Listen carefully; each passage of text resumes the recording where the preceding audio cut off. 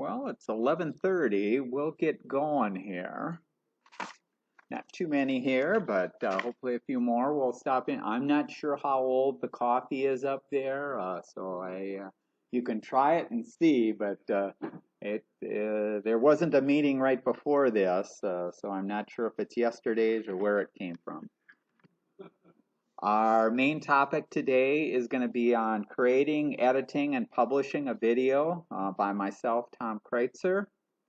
There are handouts, and I think Jim put some in back there. The agenda, first we'll cover some quick status on the club and what's going on. Future meetings, our next general meeting will be Wednesday, January 15th, and we'll be over in the Baltic Room. So finally we can kind of get back in there.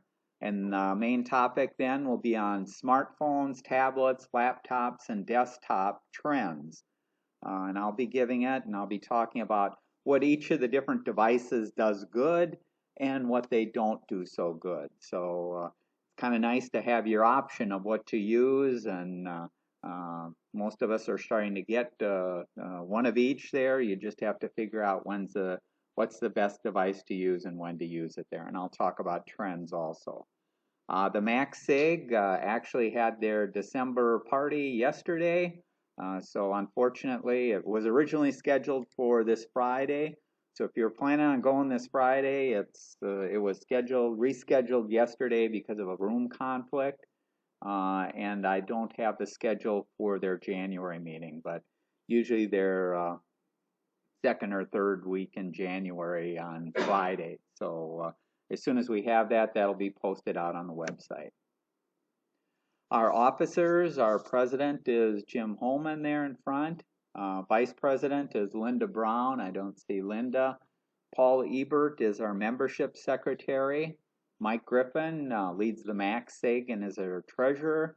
Stan Miller is our secretary. And I mentioned here he's looking to step down from that position, and the next slide will have a few things on it. Andrew Petrucci is our communication coordinator, and my name is Tom Kreuzer. I'm a director at large. I mentioned Stan is looking to step down. He's currently our recording secretary, and we are looking for somebody to join the board and to help us out there. The recording secretary is a real easy job.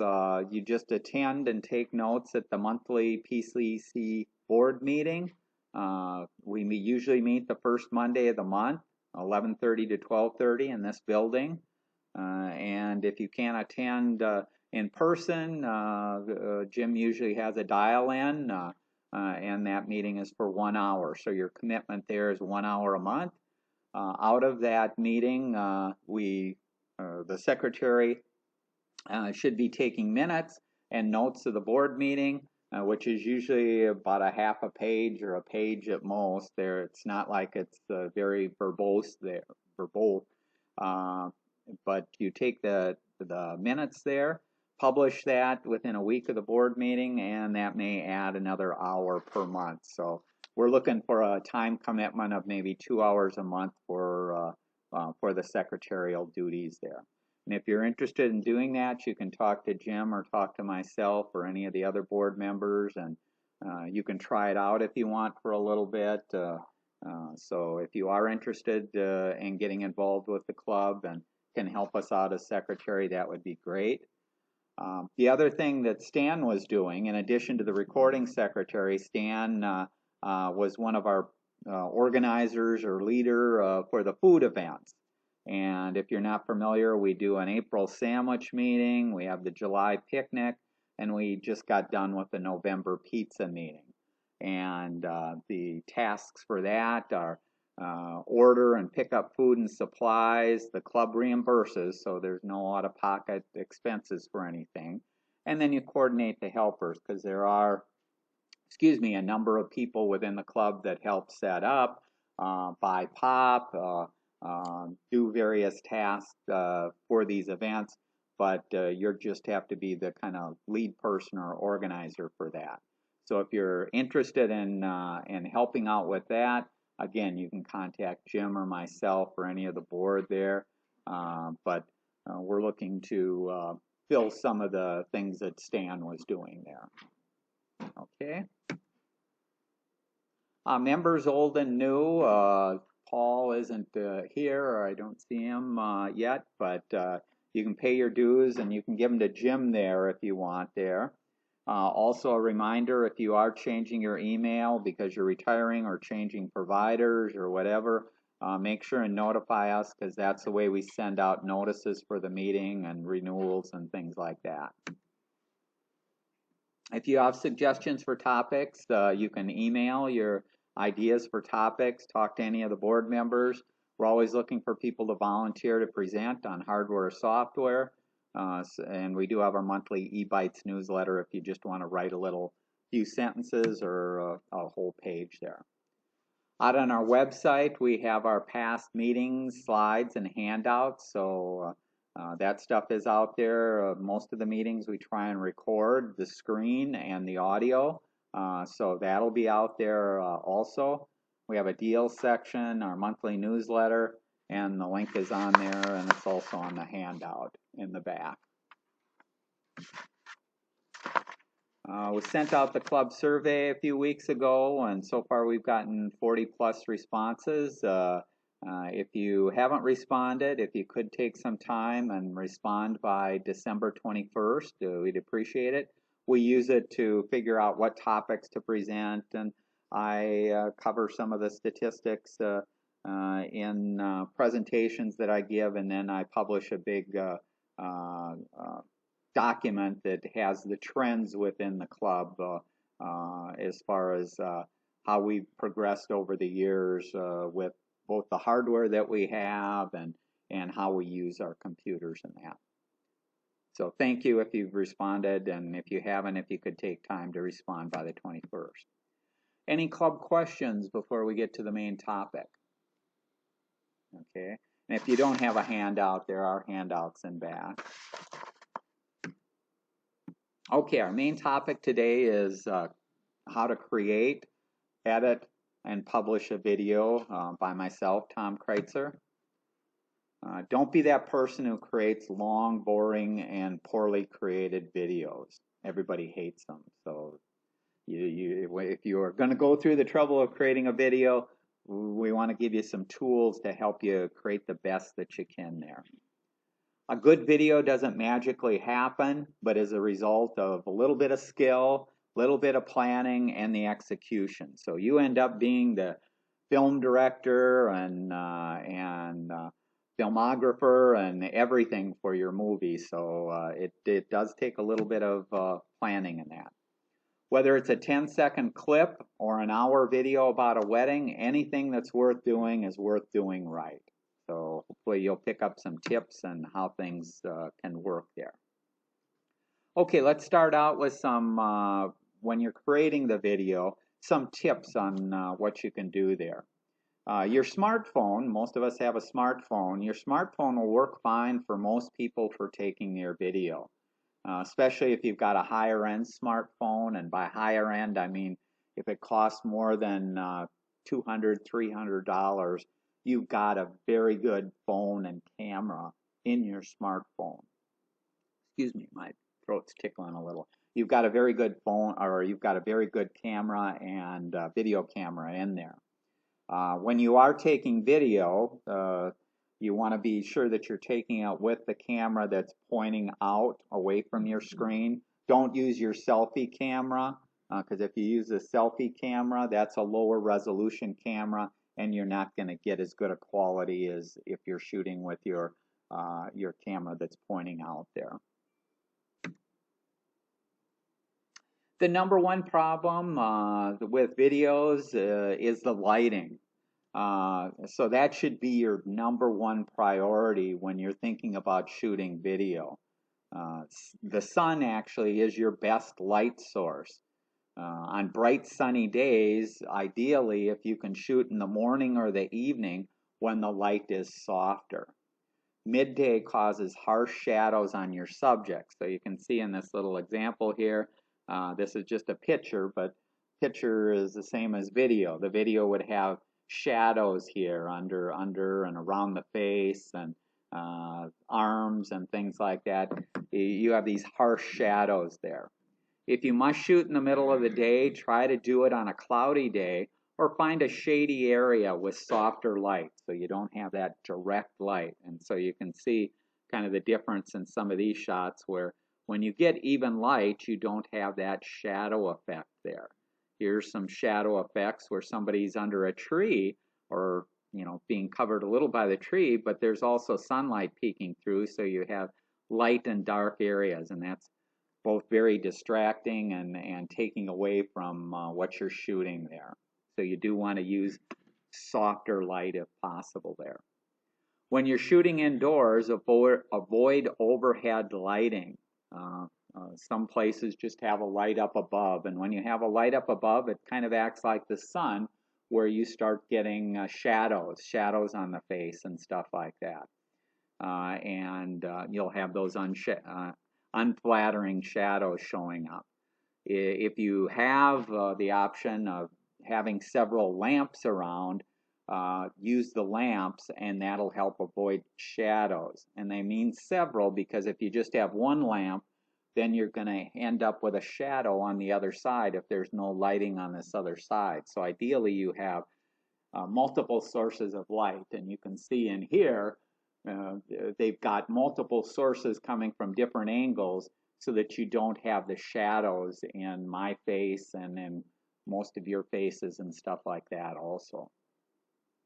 Another tip, never shoot directly into the sun or a bright light, because obviously that's not going to give you a good picture there. Another tip there, messy backgrounds distract viewers. So if possible, if you're going to be interviewing somebody or talking to them and recording it and stuff like that, you want to have a solid wall, and you could even use a bed sheet or a large sheet of backdrop paper are good options there. You want the subject to stand several feet away from the background to avoid casting shadows. Do not film with a window or reflective surface in the background, and change your position to give you the best background. So sometimes you can move from one side to the other, or if you've got, let's say you're shooting inside and there's a bunch of windows. Well, if you shoot into the windows, your subjects are going to look like silhouettes and be black and stuff like that. But if you move yourself to the other side, so I've got the windows behind me and the light coming in behind me, then I won't have the shadows and the silhouettes showing up there. And you can see in this example here, the person who is in front of a solid wall there, this is very much less distracting than if you were shooting the scene like this. Because when you shoot the scene like this, what happens visually to somebody watching it is your eye is drawn away from this person, and our eye starts to wander around here and look at what's going on back here. And especially if there's somebody walking back there or anything like that, but even if there's nobody walking or moving back there, your eye starts to look back here and say, well, what is this? What's going on here? Or what does it look like? So ideally, when you're interviewing somebody or trying to capture that, look for the solid backgrounds, less distracting backgrounds there. Okay, another important part of shooting a video is the audio. And when you are taking your movie, understand what audio you want to record and where the mic is on your camera. So if you're using your phone, the mic is down here. The mic is, because that's what you use when you talk on the phone, they place the mic down there. So if you're shooting a video, and let's say I was shooting Jim's back there in the way back there, chances are if Jim talks, I'm not going to pick, we got a couple of Jims there. I'm not going to pick up anything from them because the mic is here and it's not going to get that. And the other thing is if you're recording and you've got somebody next to you talking, or you may be talking while you're recording, that's what it's going to pick up and that's what's going to be on your video. So don't be talking unless you truly do want to narrate. So if you are taking a movie and you want to narrate, you can be narrating, but speak very softly, because you don't speak in a normal voice or with a louder voice, or your video is going to sound like somebody shouting and doing that. Now I mentioned here, if the subject is more than 10 feet away from you, consider a Bluetooth mic. And this is just an example from eBay here.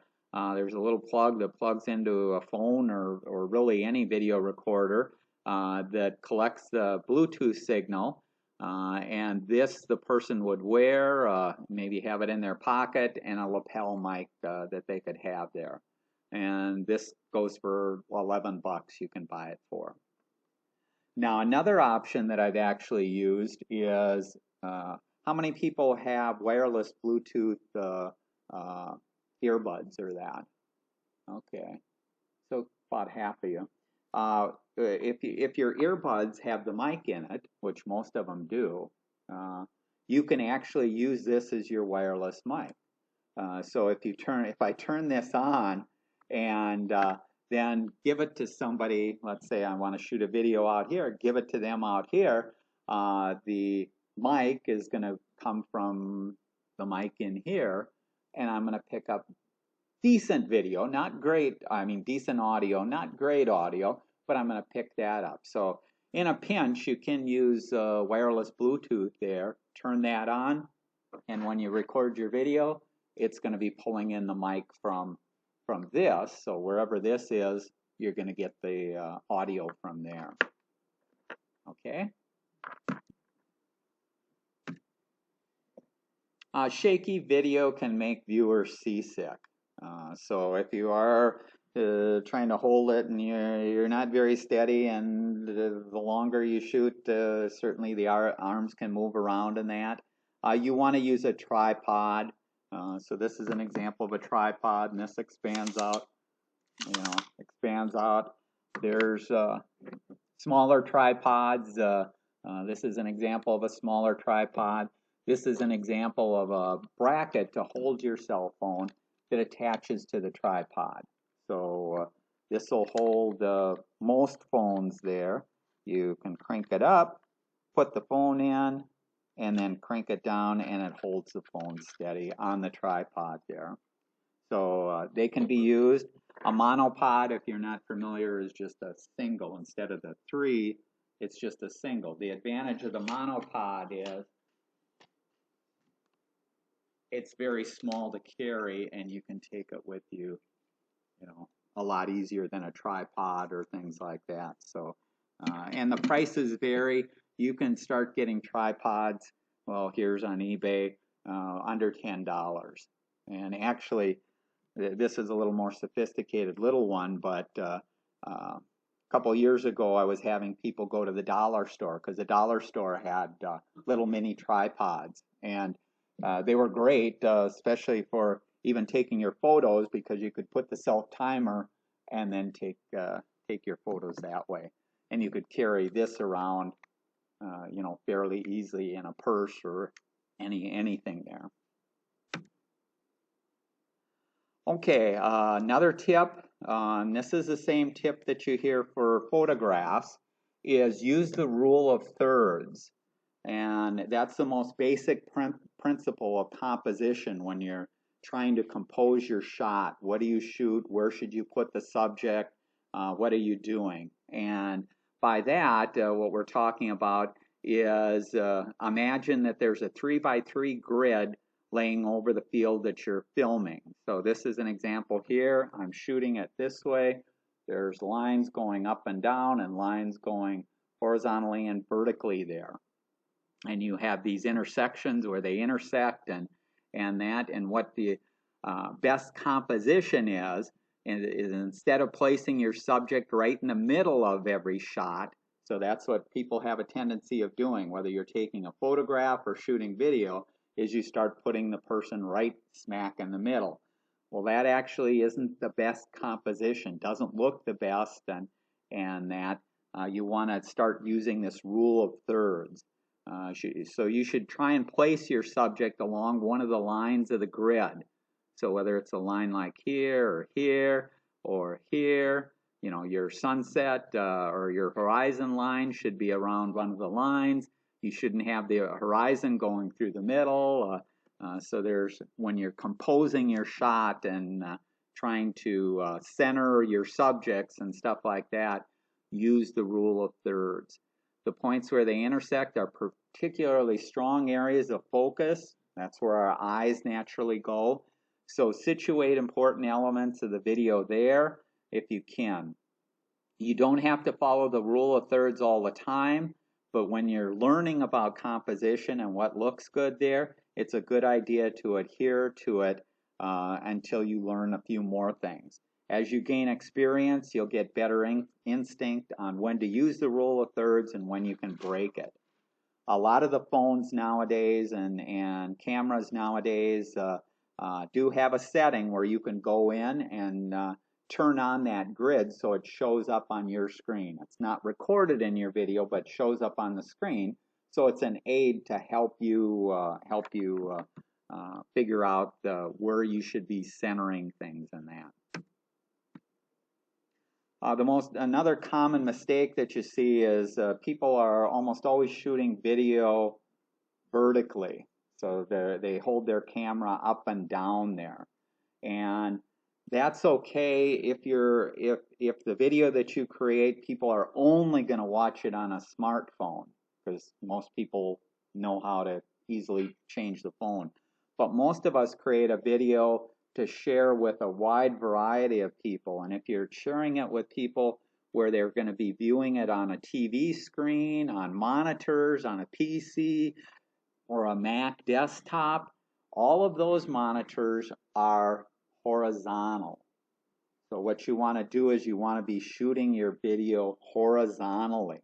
Because when you shoot vertically and somebody watches it on a horizontal monitor, this is what you see. You see it taking roughly a third of the screen, part of it on the left and part of it on the right, or the largest part of the screen is black. There's no video there, so you're really not taking advantage of the screen.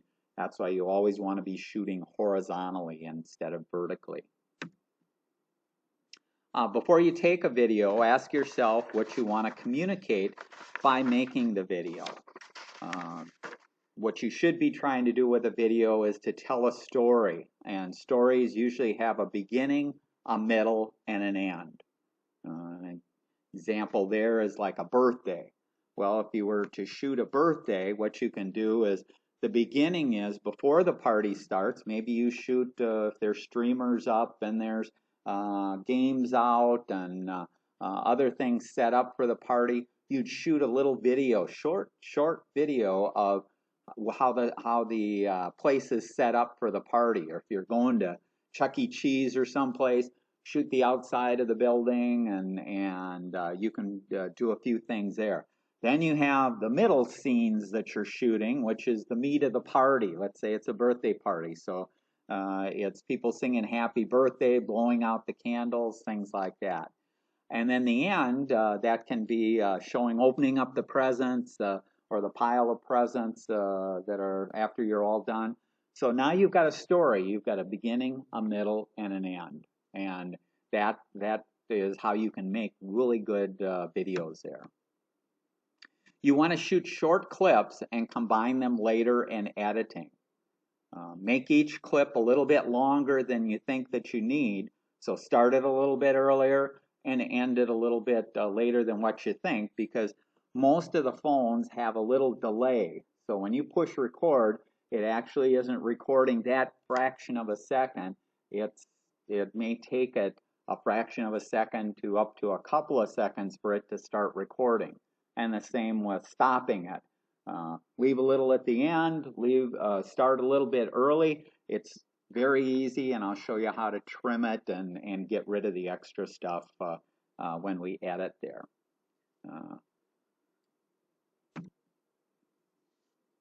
Next, shoot at your highest quality so that you can edit it later. So you always want to shoot at the highest quality. Quality is controlled by the resolution, the compression, and the frames per second. Understand the different formats and compression, such as AVI, MOV, MP4, all these different formats. Now, frequently you don't have an option when you're shooting here. Sometimes you do. Check your settings for your video camera to see what options you have, and you can try out. Standard video is usually 30 frames per second. Resolution of 1080p, that's the common format. That's actually 1920 pixels by 1080 pixels. Uses 30 frames per second. And just a note here, if you shoot an hour's worth of video at an average compression, it's about 3 gigabytes. Now, if you shoot at 4K, a lot of the phones can shoot at 4K. That's more pixels, 3840 by 2160 at 30 frames per second. That uses about 7.2 gigabytes an hour. And if your phone doesn't have a lot of memory, the next phone that you buy or that, make sure that you do get one with enough memory for the type of video that you are going to shoot there. 64, 128, or if you can add additional SD card, you can do that. Most of the phones can shoot at a lower quality, 720 or 480, but that has limited uses, because if you're really going through the trouble of shooting a video, you probably want it to be viewed on a large screen TV and on these other devices, and you want it the best quality that you can get it. So if you're going to go through the trouble of shooting it and editing it and stuff like that, do it at the best quality there. Limit the use of slow motion or time lapse to special clips. So a lot of the phones come with that as a feature. You can shoot it. Again, you can shoot a couple of clips in the slow motion, but don't plan on shooting your whole movie in slow motion, or you'll just bore the people that are watching it.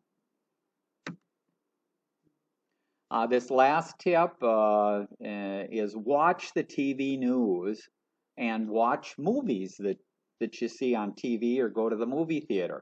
You'll find all kinds of techniques in those pieces of film that they shot, and you can use those techniques in your own shooting. So you'll see the different camera angles they use. You'll see the short and precise way that they frame people and shoot the video and get the audio and combine it and make it interesting there, both in, again, the news and in movies.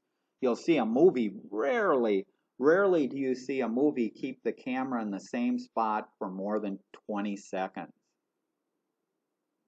Now, unfortunately, most people who shoot movies shoot longer than 20-second long clips, and maybe it's a son at a basketball game and they're shooting an hour's worth of video just of the same basketball game. Nobody wants to sit through that, so you do want to shoot the different segments, different angles, tell a story there.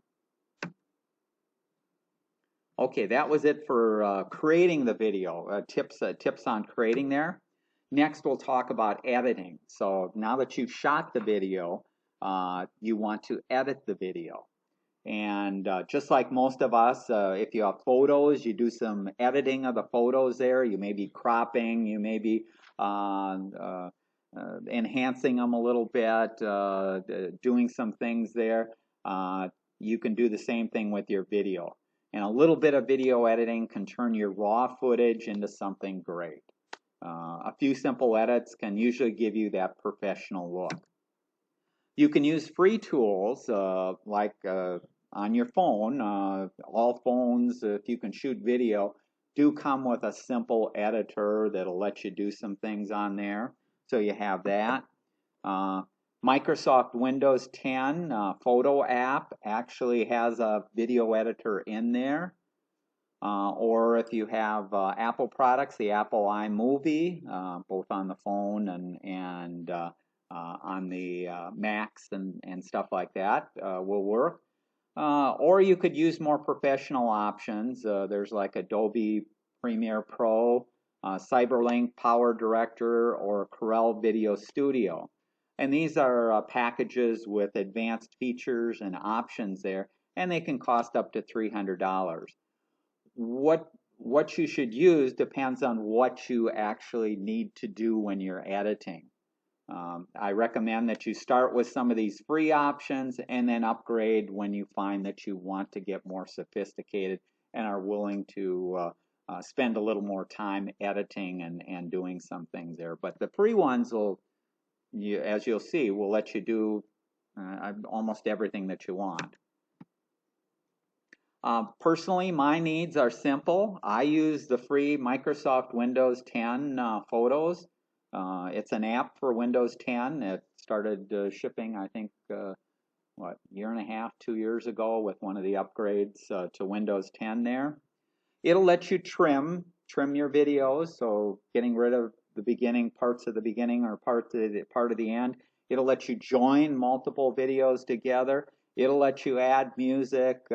It'll let you add photos. And along with photos, it could be maps. If you were on a trip and wanted to do a video, you could use maps and other images and add those to your video. It'll let you do titles. It'll let you do some limited 3D animation effects. It has some filters and a few other things in there. So let's do a demo there of the Microsoft Photo. But before we do that, what I'm going to do is the video that we'll be editing will be a video of you guys. So I am going to start up my video camera here. And, you know, again, it's a case of I start it usually before, yeah. So I'm taking the video now of the group, and we'll just slowly pan across here. There, we got some people waving.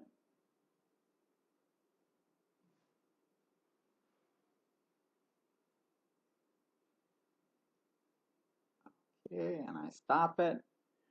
And so I've got my video on here. So let me do this. The next thing that I'm going to do is, let's put this down just a little bit, is I'm going to connect my phone to my tablet so that I can copy my video onto my laptop here. So if I do that,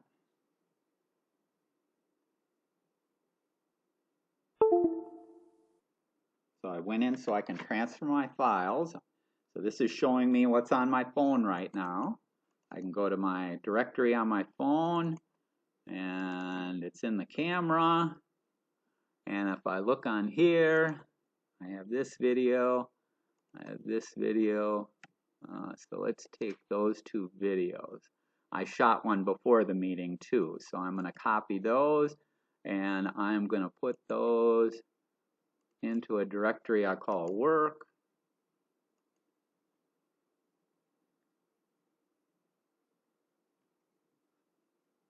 And so the videos are in there.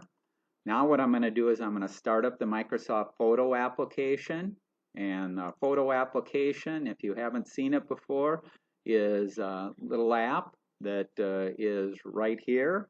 Again, it's called Photos. I've also added it to my toolbar. You can put hotspots anywhere for it. And when it comes up in kind of photo mode there, showing you your different photos and what you have out there. But what we're going to do is you'll see an option up here called Video Projects. So I'm going to click on that. And one of the options here is to start a new video project. So let's start a new video project. And the first thing it wants to do is it wants to name it there. So we'll call it PCC Video Demo. And like a lot of other packages, what you have on this screen here is you have kind of the storyboard or the timeline, and I can add stuff to that. It has kind of a preview that I can have up here, and this is where I add the clips that I have, the photographs that I have, maps, anything that I'm going to be using in this video. So I'm going to go out here and we'll first go out and add in our videos. Well, actually, I'm going to take all three of these. I have a picture that I'm going to use, and I have a video that I took before the meeting, and then I have the video that I took right now.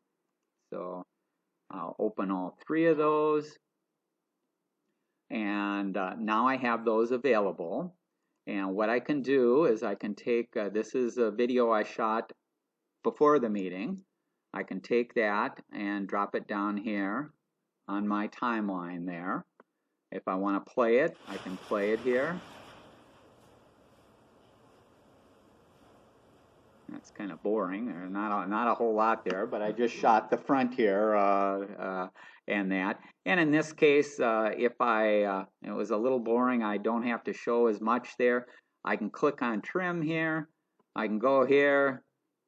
I can trim it back. Let's make it a little bit shorter there. So I'm going to do that. And I could have trimmed from the front or the back. I could have done that. Let's take our video that I just shot of the crowd here. And part of this, I know that I purposely put some bad stuff at the beginning so you can see it's out of focus. It's not working well there, so let's use the trim here. And again, I can use this. I can go here, and I know that there's some at the end. Let's figure out what we want there. I can play this. Cross here. There, we got some people waving.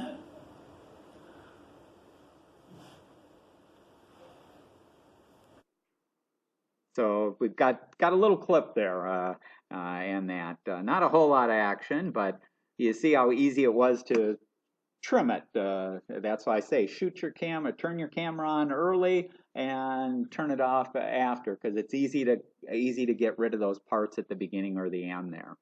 So now we've got those two. Another thing we can do is we can add a title card. The title card, let's put it at the beginning here.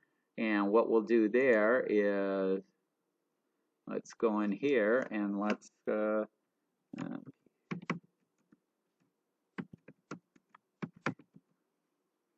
so this is adding some text here, and we have some different styles here that can be used. And the style that I'm going to use is this Joy style. So hey, we added some color there. By default, the length of this title is going to be 3 seconds. It's going to play for 3 seconds of video. If I want it shorter, I can crank it back down. If I want to move the text around, I can move the text around. So there's a few options that we can do there. I'm going to leave the default there, so we've got that. So now what I want to do is I want to show how easy it is to put a picture in here. So here's a picture that I took from the PC picnic. I can just take the picture, drag it down here, put this in here. Then what I can do is I'm going to add some text in here, and we'll say 2019 PCC. Now that particular style isn't a real good style there, so what I can do is I can go to Classic and I can move it to the bottom there. So I'm going to do this. And again, it's 3 seconds there. The other thing that I like to do with a lot of my videos is I like to know when videos are done, when it's the end of the video. So I usually put in a title at the beginning, but I also put in a title at the end. So I'm going to go here, and I go here.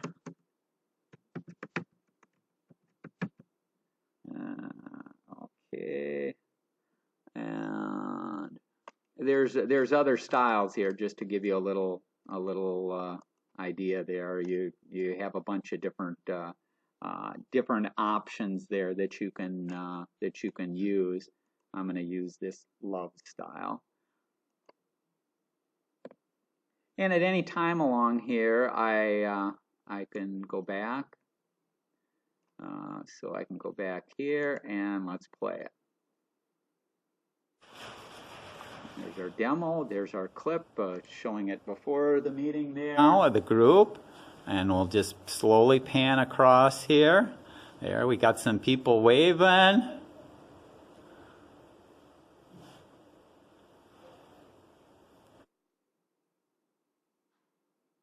And we have our photo in the end there. There's other options for editing the sound and the background there.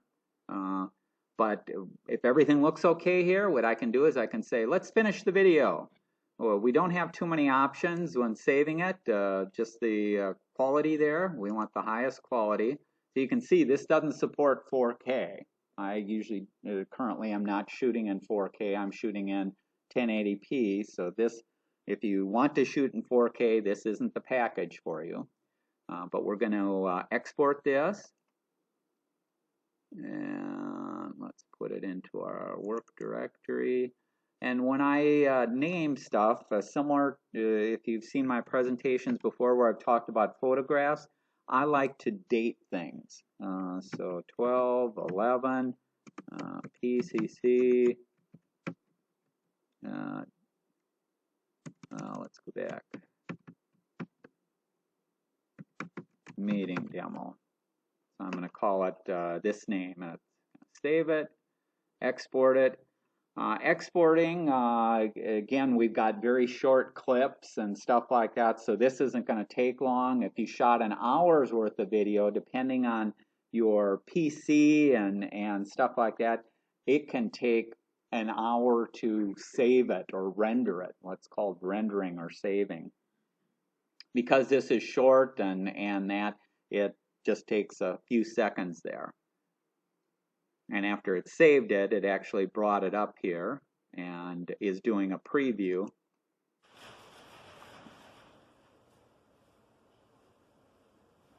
Now of the group, and we'll just slowly pan across here.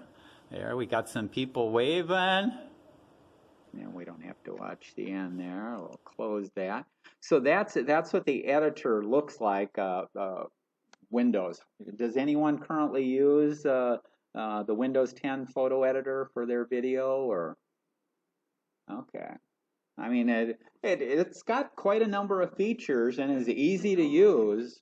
So if you haven't gone in there, you can see with just a few key mouse and stuff like that, I can take things off. The other thing that you have in here that I haven't shown is there's an option for splitting. So the video, if I shot a longer clip and I wanted to split it up into multiple clips or take out stuff in the middle, I could do that.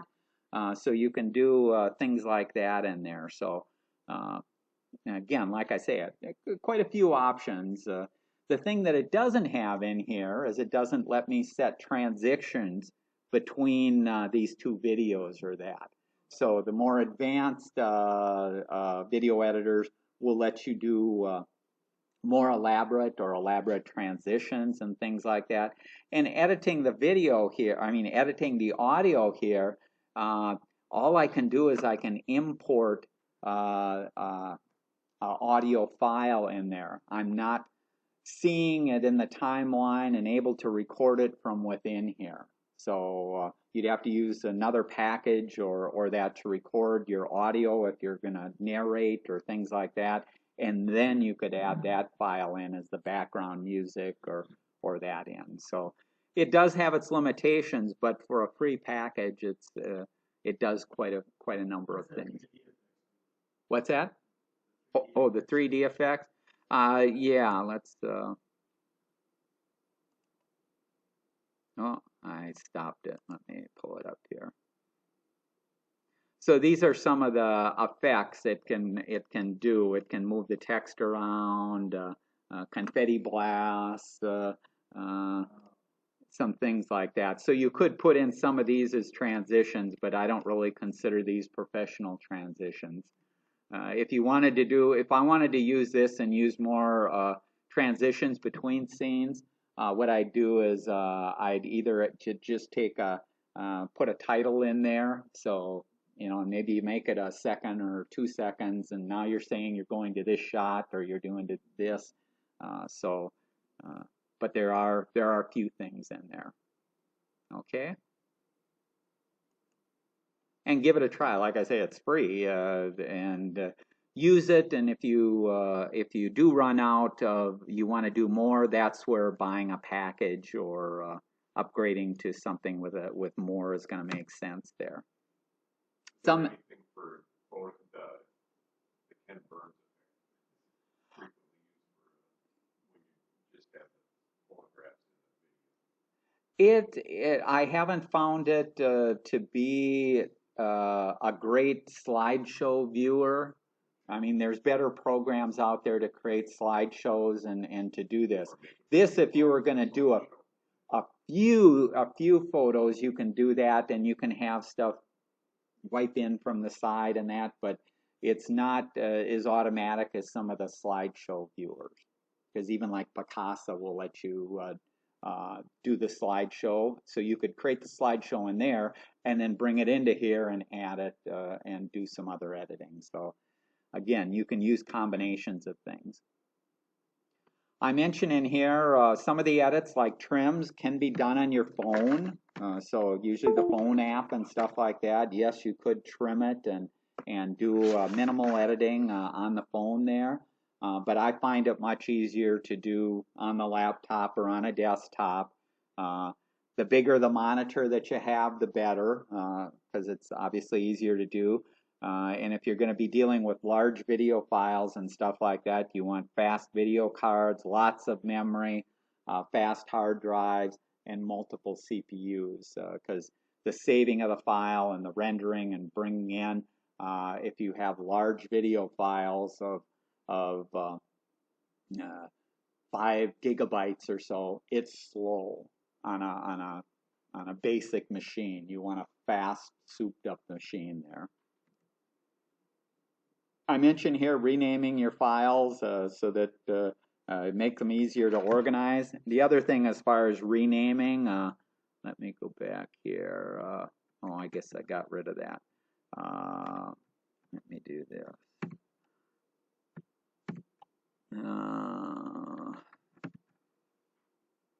So in the video directory, just like I do with my photos, I have folders for different years.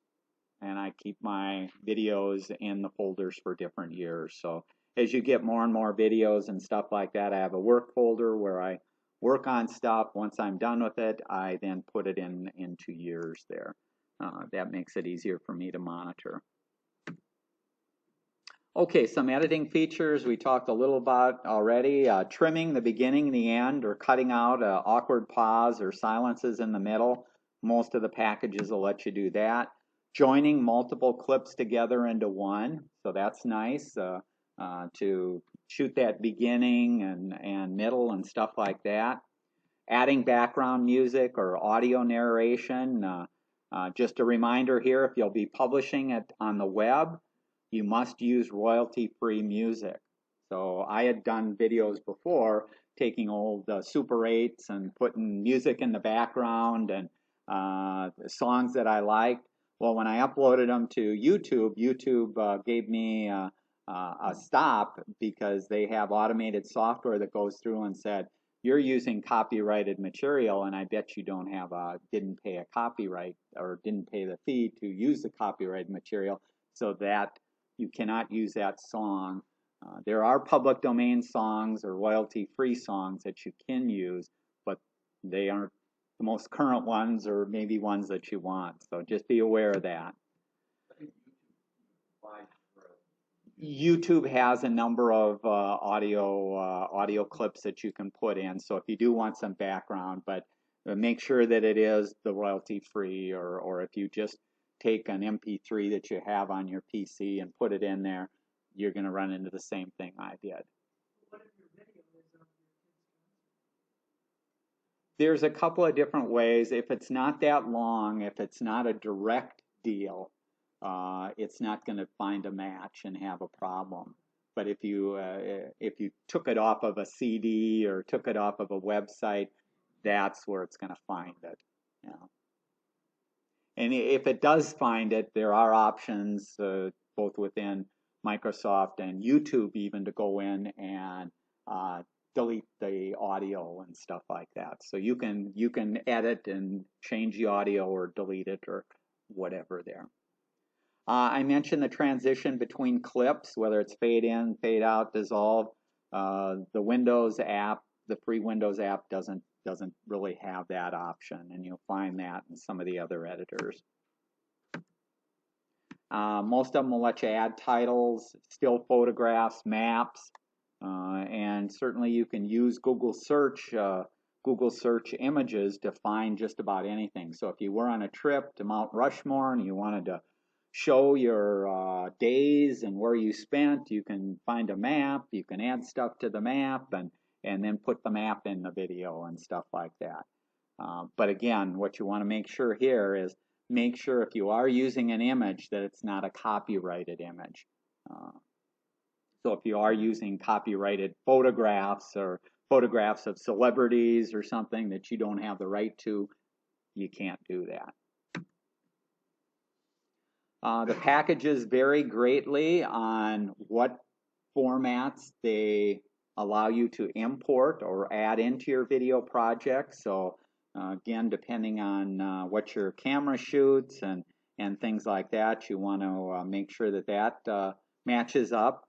And then the rendering or the output, again, the platform and what you're creating it for may mean that you want to save it in a certain format. Some of them will do conversions and compressions and save in all these different formats.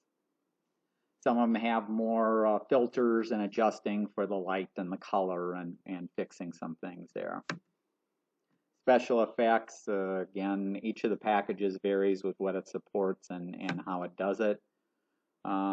This I thought was an interesting one. Blur people if you don't have their permission. So if you've got Uncle Fred who doesn't want to be on anything and you want to put the video out on YouTube, some of the packages will let you blur the person and it'll identify that person in all these different scenes and put a blur over it.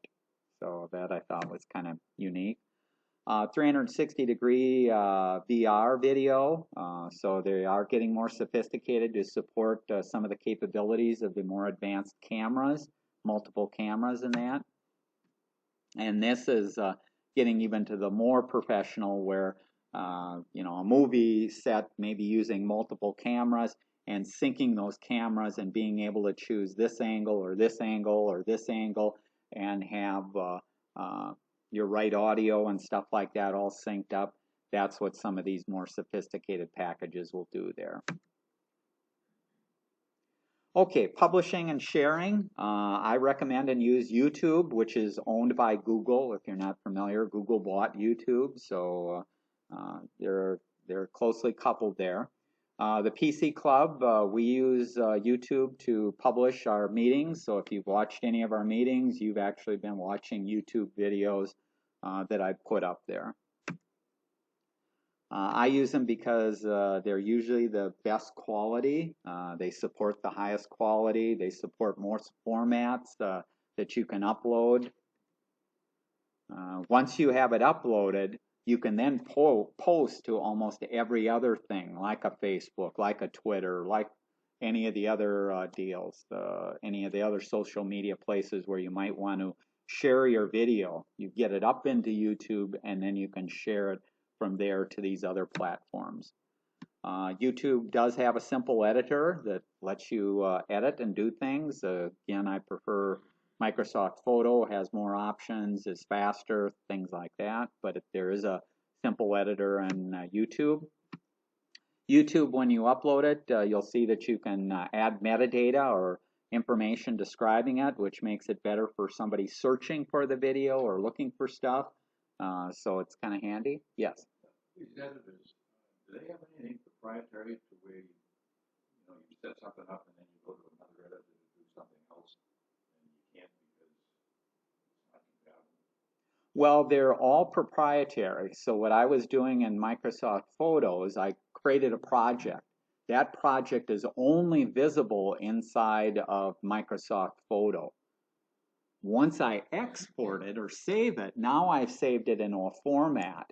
So my final video is in a format that I can upload to these other sites, but that project is only visible in Microsoft Project. I couldn't bring it into any other editor or do anything with.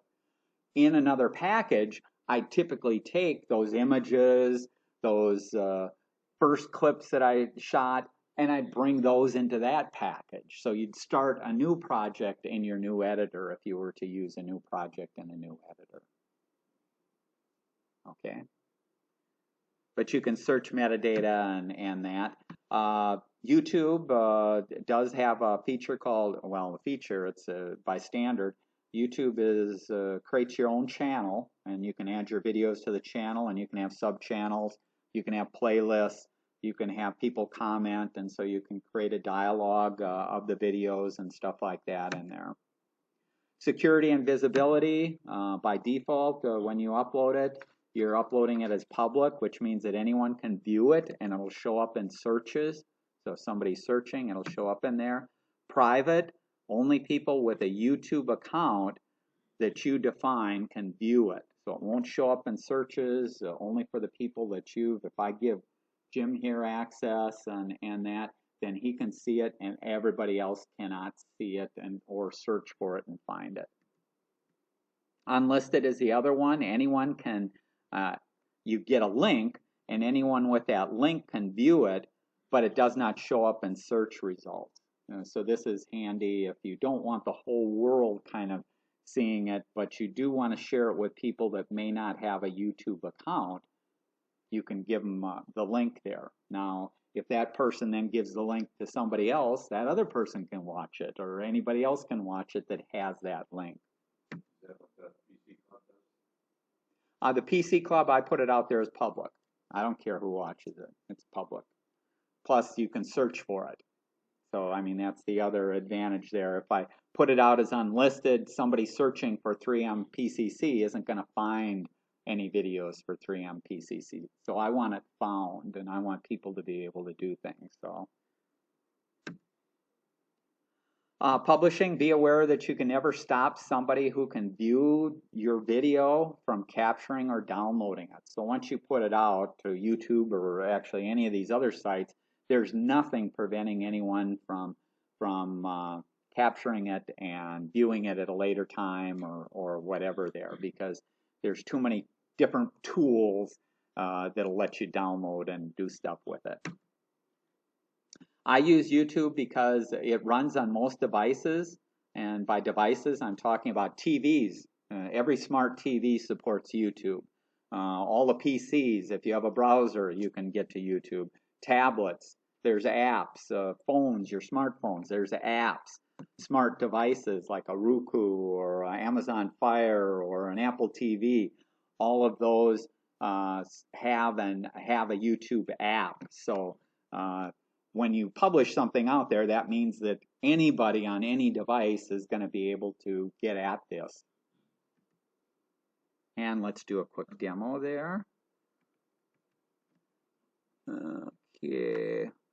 The first thing for the demo is I go out to YouTube. If you have a Google account, you automatically have a YouTube account? You can sync it. Otherwise, you can create another one if you want, a different account with a different password. I have it synced, so my Gmail allows me to use that same account here. So this is a standard YouTube here, but you'll notice over here, if you've logged in, you'll see I have my picture there, but if you don't put your picture out there, you'll just have a little icon with your initial there that'll show there. But if I click on this, you'll see I can do some of the settings, but I can also get to my channel. So we'll just go out here for the sake of my channel. I have a whole bunch of videos. Some of them are old Super 8, some of them are from all different places. But what we're going to do is we're going to upload it. To upload the video that I just created, I'm going to create a video or a post. And so we'll do an upload video. And come on here. We'll select our file. It's out in this work. And we called it this meeting demo. And now it's in the process of uploading it. You'll see down here how far it's gotten along. This is, I can put a title in there. I can put descriptions in there. Once it gets uploaded, I'll be able to set the thumbnail in here. I can add it to playlists. This is the URL if I want to share it with people. Videos now have to be defined as either made for kids or not made for kids. This gets back to a lawsuit that was brought against YouTube. So I'm saying, no, this is not for kids. Let's see. If I wanted to put tags in here, I could put tags in here. So I could set a bunch of things, and these things I don't have to set everything right now. I can go back at a later time and set it there also. Currently, YouTube is processing my video, so it uploaded it fine, and then it puts it into its own internal format so that all these other apps and all these other things can have access there. So I processed the video. This is thumbnails. Usually what I do for a thumbnail, like in this case, is I want my title page to show up as a thumbnail there. Visibility, I can set that where I'm letting it default to public here. And as soon as I click publish, the world could now get access to this. So this is now published. I can share it to Facebook, Twitter, other areas there, or this URL I can put in an email, put it on a website, do anything else there. And now what I have is this is my video down here, and if I want, I can edit it some more. So just by clicking on it, I can edit it and do things. Otherwise, if we want to watch it, I can click play.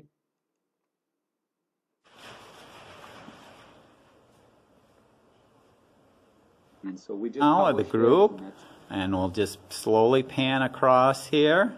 There, we got some people waving.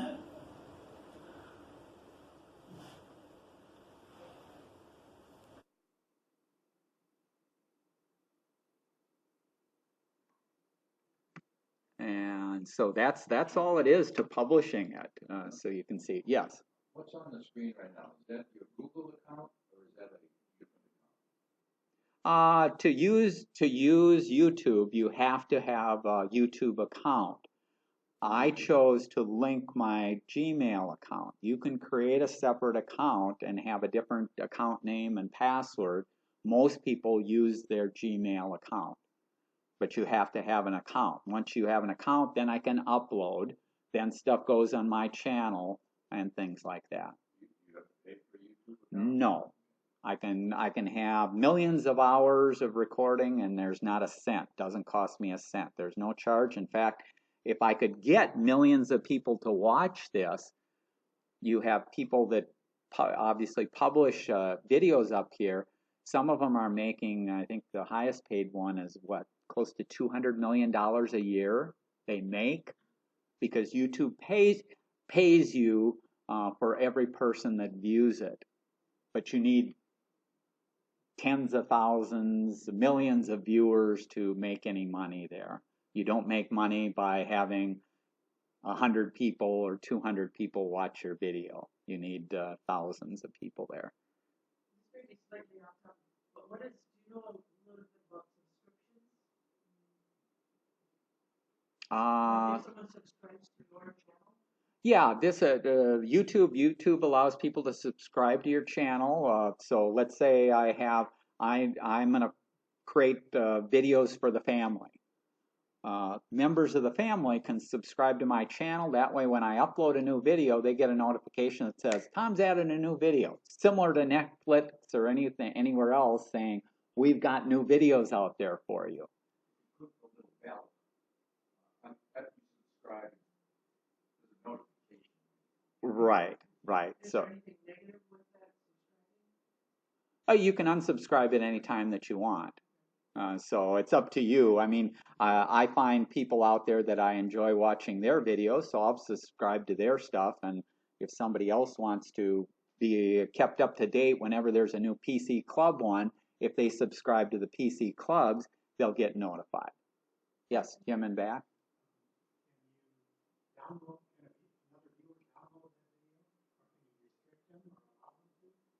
As I stated before,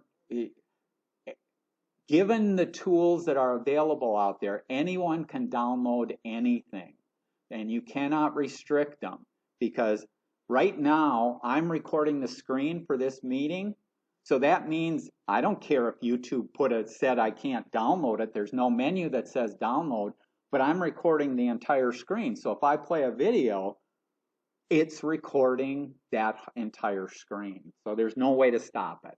So everything that you put out there, just assume that it's going to be out there forever.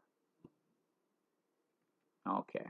So YouTube, very easy to use, very easy to upload. Give it a try. It's free.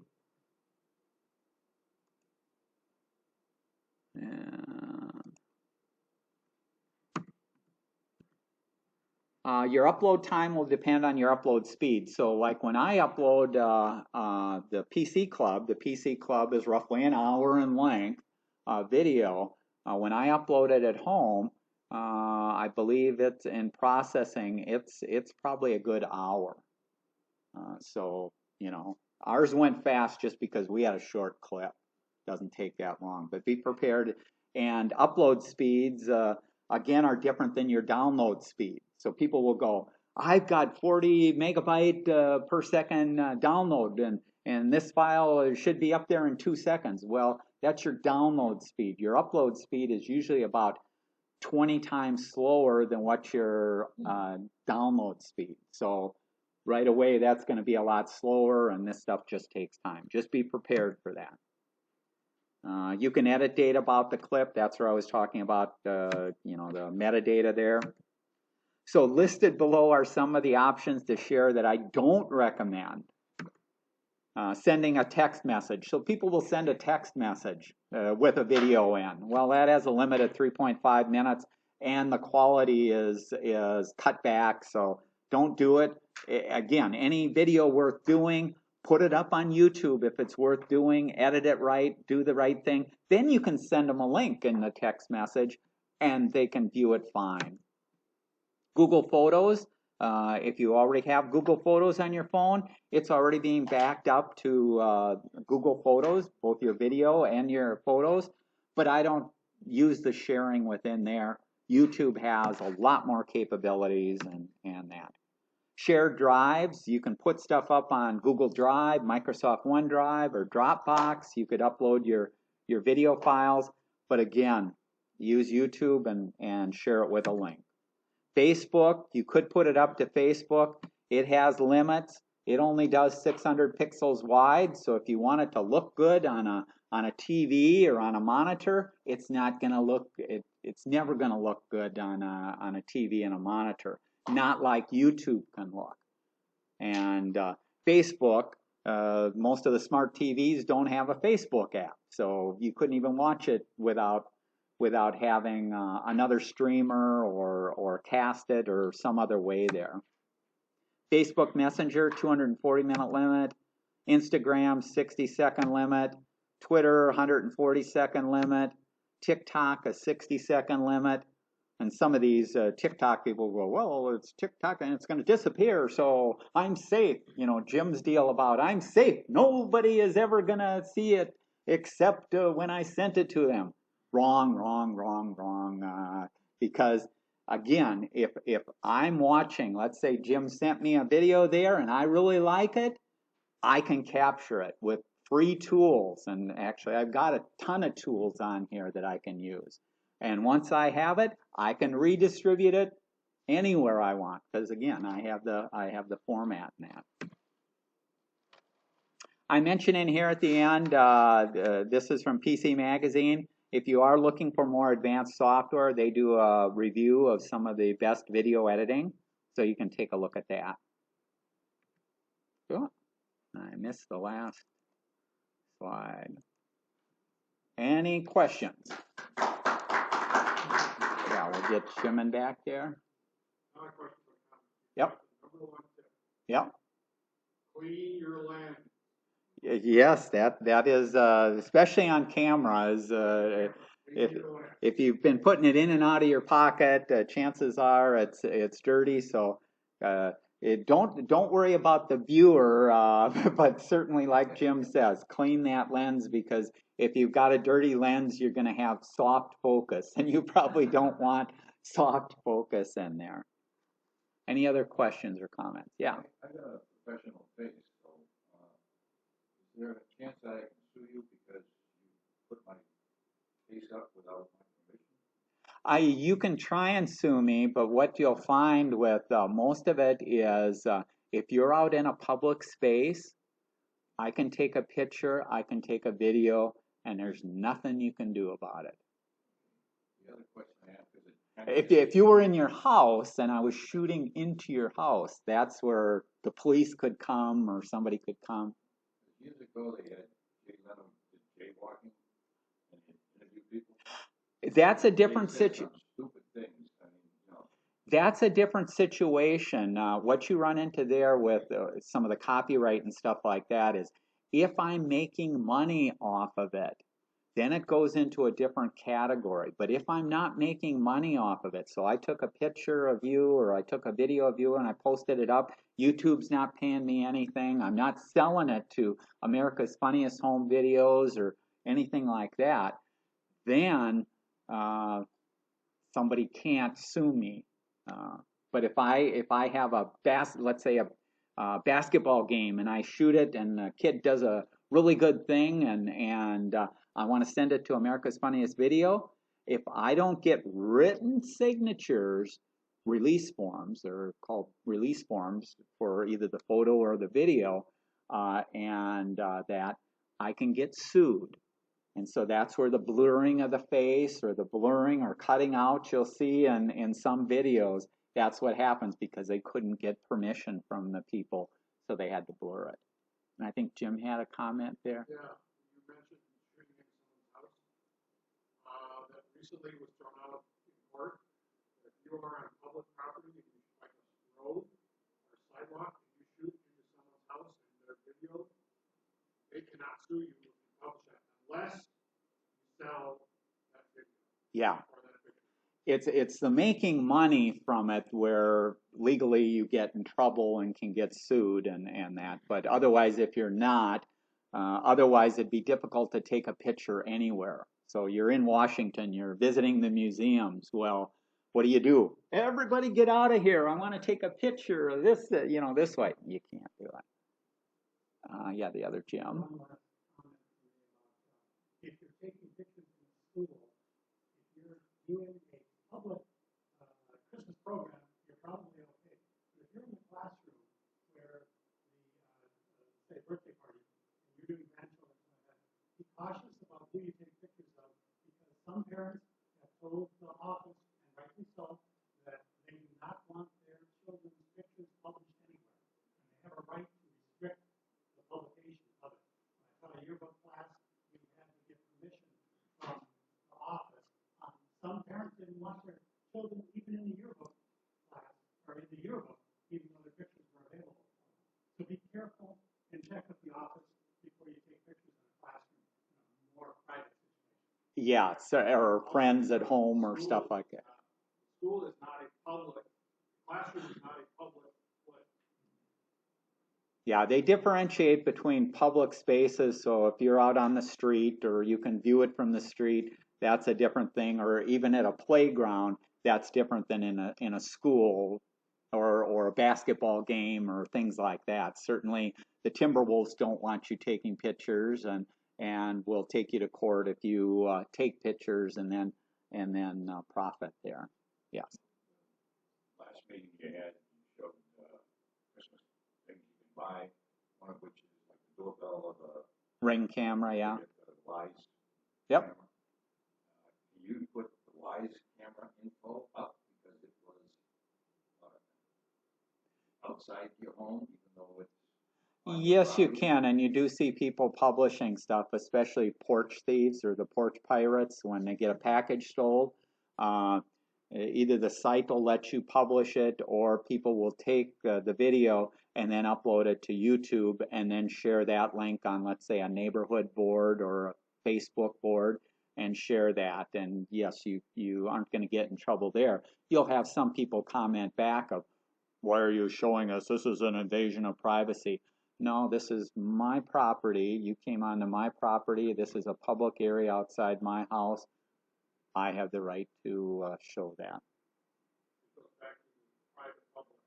Your property is yours. You can photograph anything on your property. Anybody who's on yours is trespassing. Yes, and like Jim is saying, now if your camera points over to your neighbors and catches something on your neighbors, that you can't, because your neighbor owns their property and can decide what happens on theirs. So some people had security cameras and their cameras were pointed at their neighbor's house or that, and there was some disagreements on where the cameras could be pointed, and that's kind of always been the case of on your property, that's your domain. Off of your property is not your domain unless you're in a public spot.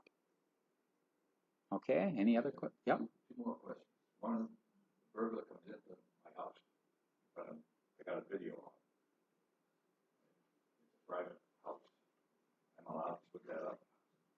Yes, because it's your house, you're deciding what to do. The other one is, you come into my house, we have a good time, drink too much. I put a picture of you up, drinking too much. Is that allowed? Yes, it is. Really? Last question. Well, yes, yeah. Ask everybody. Yeah. Because that's one where it's, could you reasonably expect it? And the way most of that works too is don't get caught up in the technical aspects of it. You can always publish it, and the minute somebody questions or says, could you take that down? If you take it down, you're not susceptible to a lawsuit there either. It's when you say, I'm not going to take it down. So let's say it's an ex-spouse and you have video or whatever. That's where you get in trouble because you didn't get an initial release from that person to use their image. But you want to be courteous. Like you said, if you put something up without asking